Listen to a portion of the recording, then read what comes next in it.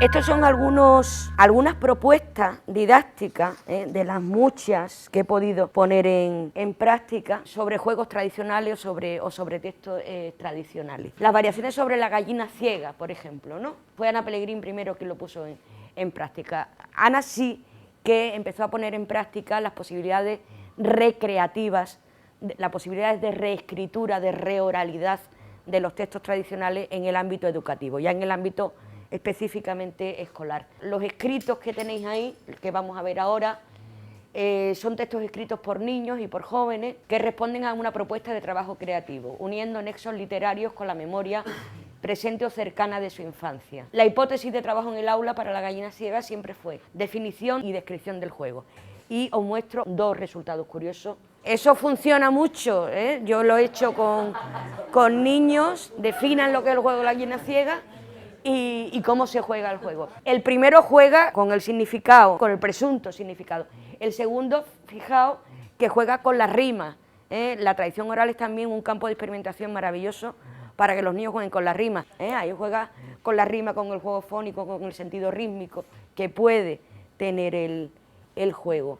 A mí me parecen muy interesantes estas experiencias para poner no solamente en relación el texto de la memoria tradicional, el texto antiguo tradicional, con la actualidad lúdica del niño, con la actualidad educativa del niño, sino para establecer nexos entre lo culto y lo popular, entre lo presuntamente culto y lo presuntamente popular, aunque todo es popular. Las grandes obras de la literatura o de la pintura nacen de la cultura popular, por llamarlo así. Yo lo utilizo ya con los alumnos de la universidad para apreciar determinados movimientos estéticos, determinadas pautas estéticas, el nexo entre el texto popular, el texto culto y la pintura, como la Santa Catalina que veíamos antes, de Caravaggio. Y Pellegrín lo utilizó para una cosa tan interesante como esta, Bruegel el Viejo, 1560, juegos de niños. Ana llegó a localizar hasta 82 juegos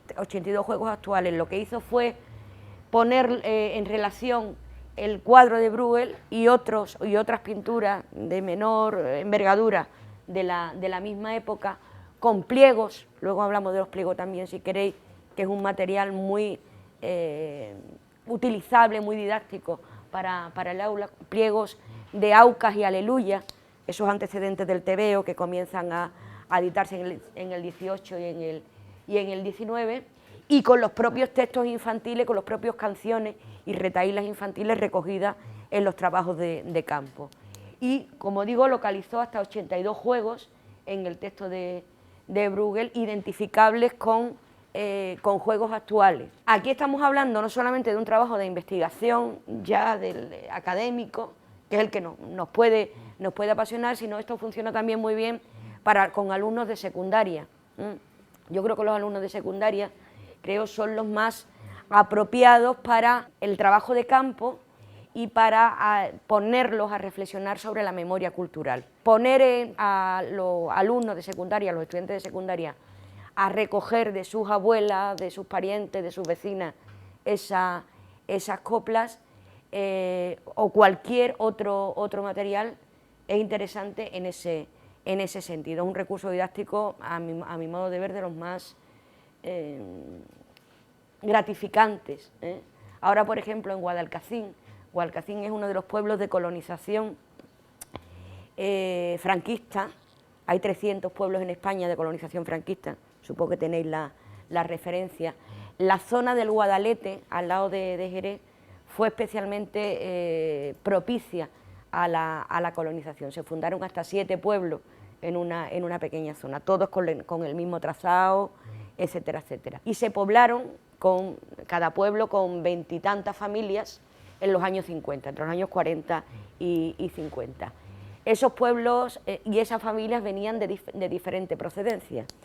Es muy interesante cómo en un pueblo que comienza a ser habitado por unas 80 personas o 100 personas que no tienen nada que ver entre sí, que vienen de diferentes tradiciones culturales, lo primero que se busca intuitivamente es una cohesión cultural, y se busca una cohesión cultural a través de la tradición oral, que es la herramienta que manejan con más destreza y para la que no le hace falta otra cosa, cuando en un principio ni siquiera hay colegio, ¿no?